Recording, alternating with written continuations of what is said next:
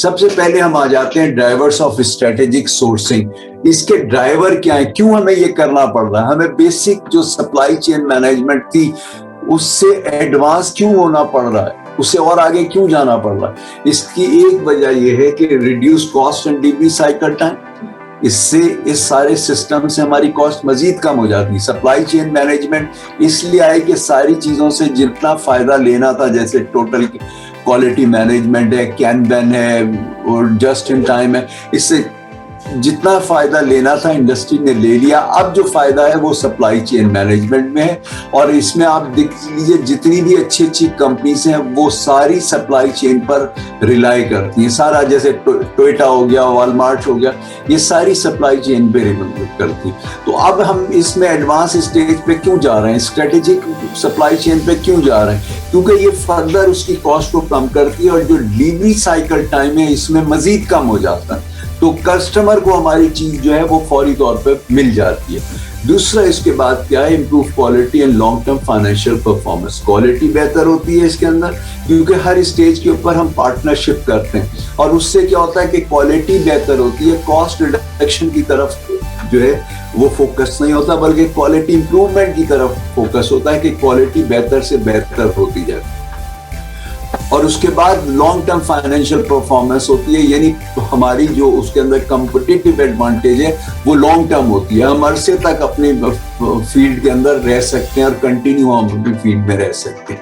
उसके बाद फिर जो हमारा increase number of global competition हो गया, वर्ल्ड जो है वो ग्लोबल उसके अंदर हो गई, ग्लोबल विलेज के अंदर आ गई है। तो इसका मतलब है कि वर्ल्ड के अंदर अब जो है वो कंपटीशन बढ़ गया।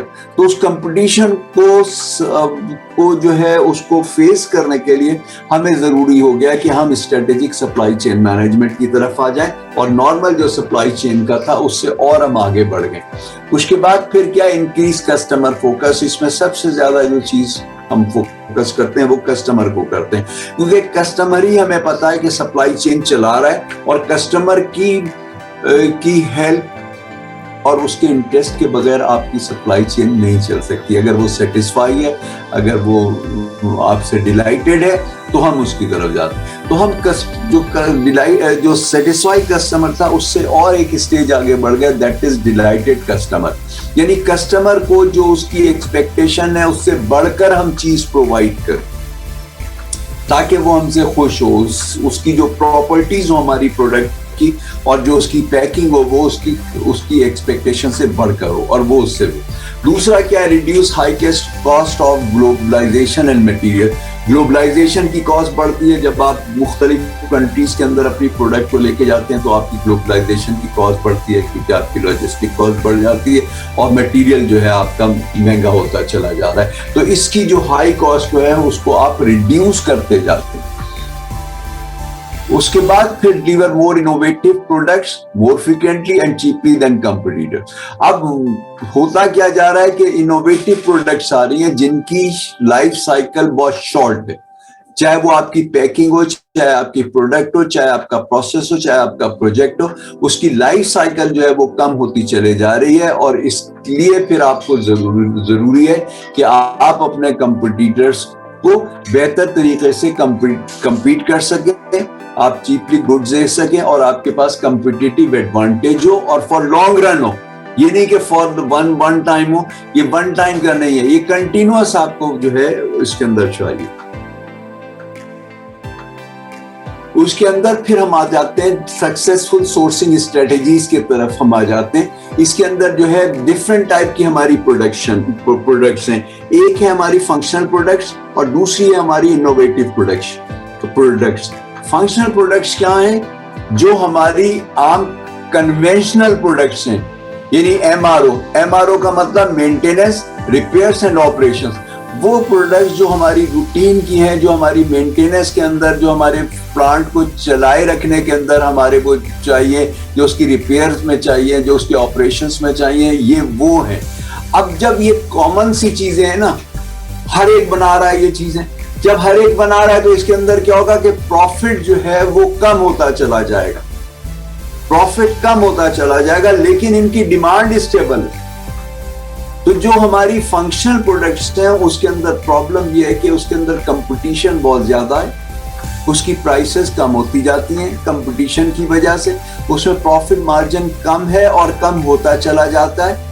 और दूसरी बात जो इसके अंदर पॉजिटिव चीज है वो ये है कि ये इसके अंदर इसकी डिमांड स्टेबल होती है, ये कंटिन्यूअसली एक डिमांड इसकी आपकी होती है, और आप जो कन्वेंशनल प्रोडक्ट्स बना रहे होते हैं वो आम बिक रही होती हैं, वो हर एक ले रहा होता है। उसके बाद फिर हमारे इनोवेटिव प्रोडक्ट्स आ जाती हैं। इनोवेटिव प्रोडक्ट्स क्या है कि ये हम एक नई चीज देते हैं, एक नया प्रोसेस करके अपनी प्रोडक्ट को देते हैं, एक नए तरीके से हम अपनी प्रोडक्ट की मार्केटिंग करते हैं।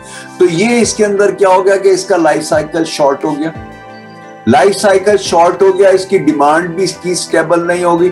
लेकिन इसके अंदर क्या है कि इसके अंदर प्रॉफिटेबिलिटी बढ़ जाती है।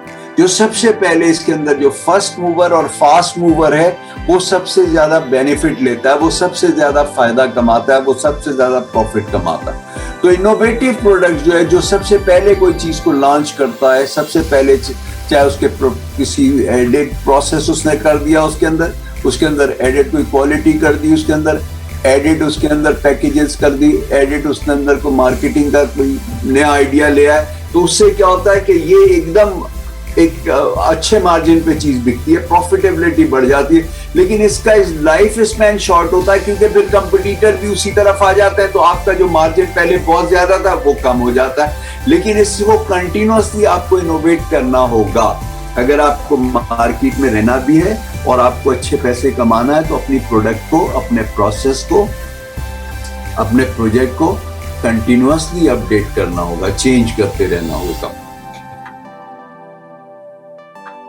उसके बाद फिर इसके अंदर हम देखें तो इसके मुख्तलिफ इसकी डेवलपमेंट की स्टेजेस हैं। पहला स्टेप क्या है कि फर्म्स सप्लायर्स आर क्लासिफाइड, यानी हमारे जो कस्टमर हैं, जो हमारे सप्लायर हैं, उनको हम क्लासिफाई करते हैं कि वो इनोवेटिव प्रोडक्ट दे रहे हैं हमें या हमें फंक्शनल दे रहे हैं।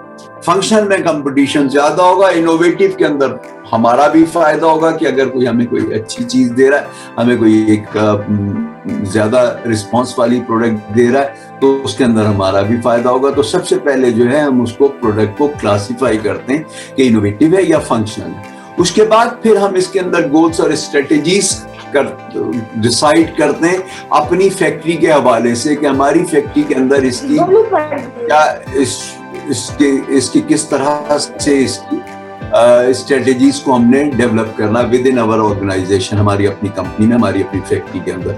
उसके बाद फिर सप्लाई चेन की कैपेबिलिटीज को हमें इवेल्युएट करना होगा ताकि हम अपनी जो हमारे को परफॉर्मेंस चाहिए, जो हमारी टारगेटेड परफॉर्मेंस है, उसको अचीव करें। इसके बाद नेक्स्ट स्टेप ये होगा। उसके बाद फिर हमें अगला स्टेप हमारा ये होगा कि हमें अपनी इम्प्रूवमेंट के लिए गोल सेट करने होंगे, और ये गोल्स हमें बार बार सेट करने होंगे ताकि हम कंटिन्यूअसली इम्प्रूव करते चले जाएं।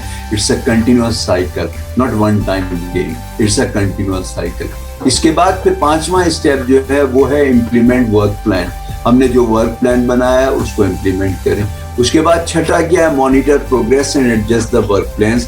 हमें अपनी प्रोग्रेस को देखना होगा और जहां जहां पर भी हमारी कोई डेफिशिएंसी या इनएफिशिएंसी होगी उसको मेकअप करना होगा, हमें अपने आप को इम्प्रूव करना होगा।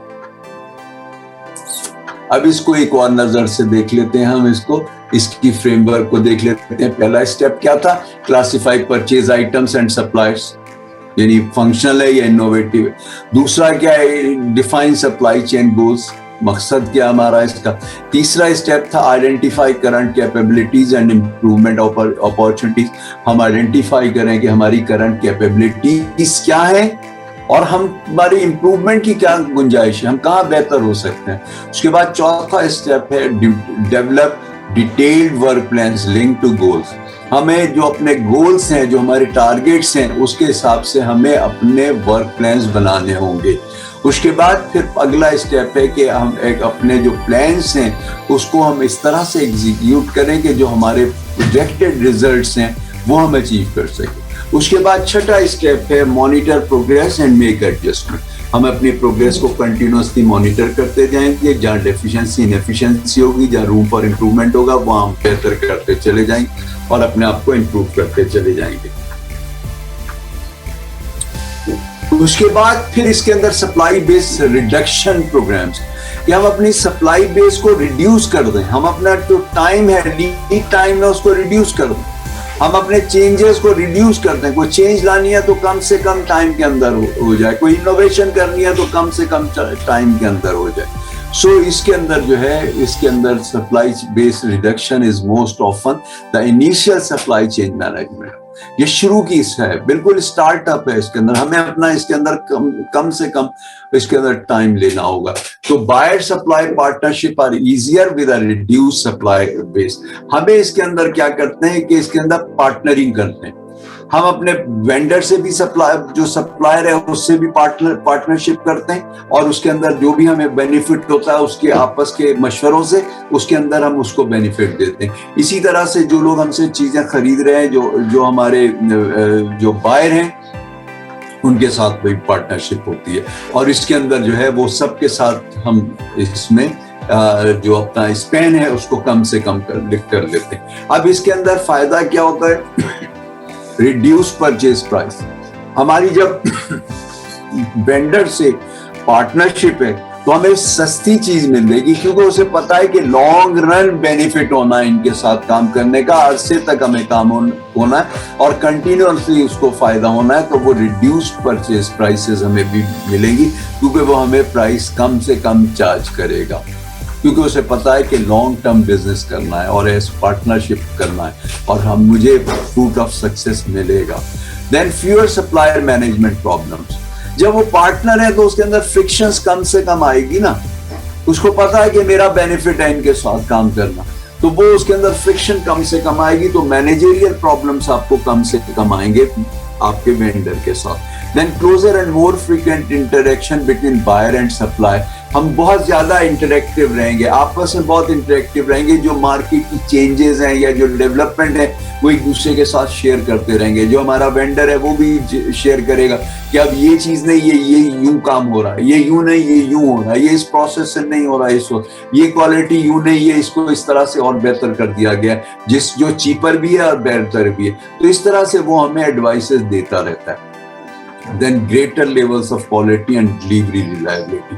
जो हमारी जो क्वालिटी है वो बेहतर होती चली जाती है और हमारी डिलीवरी रिलायबल होती है, क्योंकि जब आपका जो वेंडर है वो आपको सप्लाईज वक्त पे दे रहा है, सही दे रहा है, उसमें कोई खराबी नहीं है, तो आप अपने जो कस्टमर है उनको कंटिन्यूअसली सही चीज आप प्रोवाइड करते रहेंगे ना।